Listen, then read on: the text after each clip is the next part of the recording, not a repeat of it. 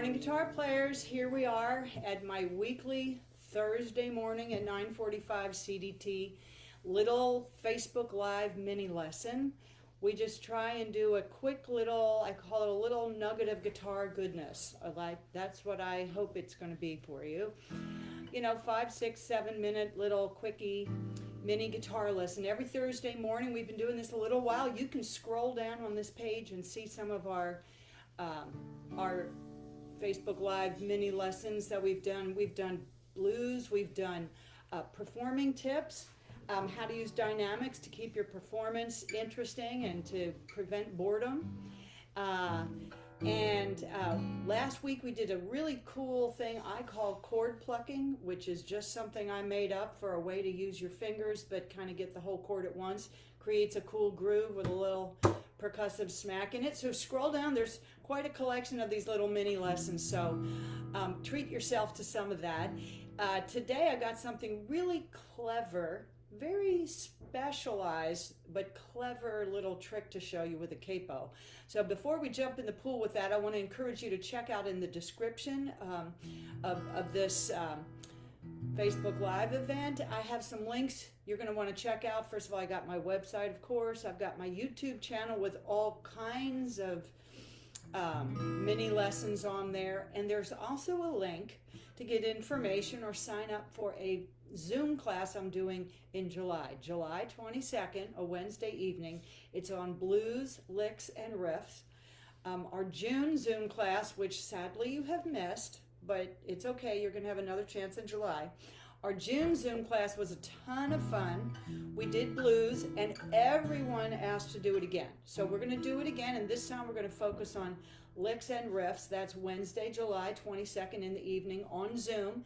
No, you don't have to have a Zoom account. I'll send you a link, and you just click on it, and bam, you're in. So you can sign up through Eventbrite. The link is in the description.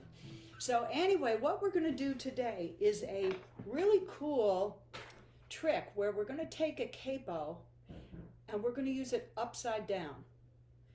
And we're actually not going to use all 6 strings. We're not going to put the capo on all 6 strings. You're going to see what I mean in a second. The reason we're going to do this is it's going to make you sound as if you are in drop D tuning. If you're interested in drop D tuning, maybe we'll do one of these little Facebook Live mini lessons on drop D tuning.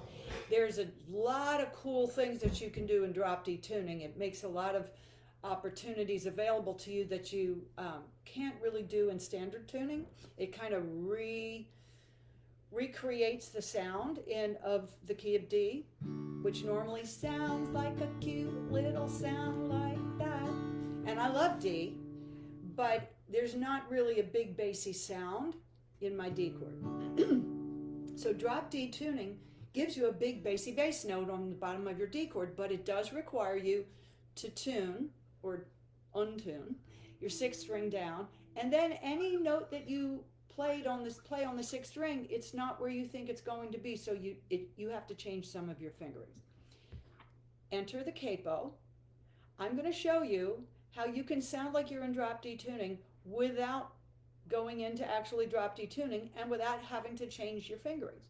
So take your capo, put it on the 2nd fret, upside down, excuse me, so that it's holding down 5 strings and not the 6th string.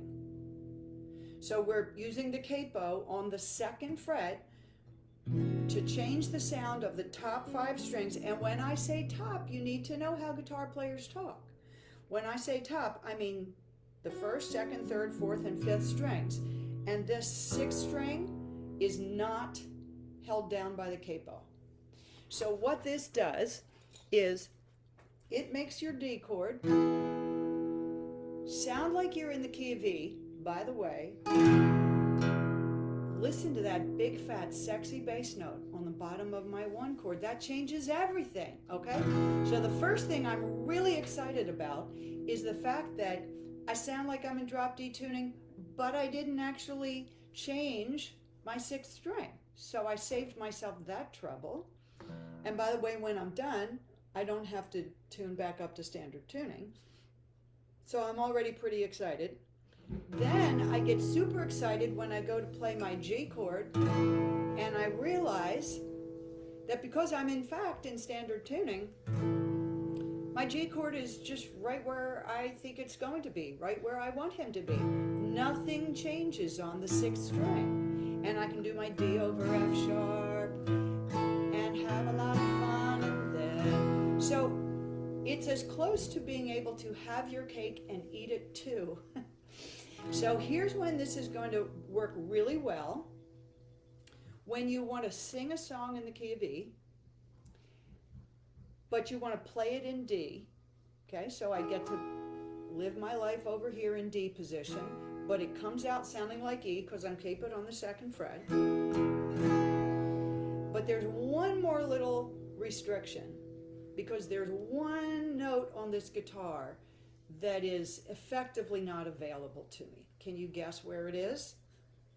It's on the 6th string, on the 2nd fret, because it's just really hard to squeeze my finger in there. The capo's in the way. So I want you to think about this note here as 2.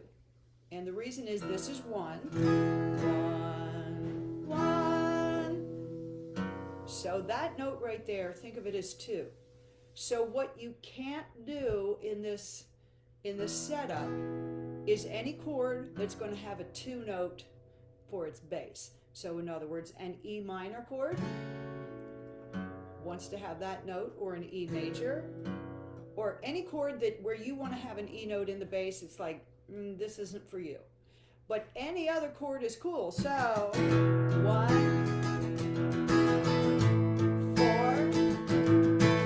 1 over 3, 4, 6, minor 5, 1. So, and then when you're done your song, you just take your capo off and shazam, you are in standard tuning, and you always were, so you didn't have to untune your 6th string to be in drop D tuning, but you got the effect of it, okay? So anyway, if you didn't know about that, that's just maybe a little bit mind-blowing. You might want to put that on there and just kind of get the feel of that, and it's a little confusing to our brain because 5 of the 6 strings are kind of sound one way, and then that 6th string sounds a different way. So anyway, mess around with that. It's not the most flexible thing in the world. You have to want to sing in E and play in D. But sometimes that's what we want. And so here's a tricky little trick of how you can have your cake and eat it too. Anyway, I hope to see you next Thursday morning at 9:45 CDT. Also, if you're ever interested in private guitar lessons, of course I do that. That's what I mainly do all day long.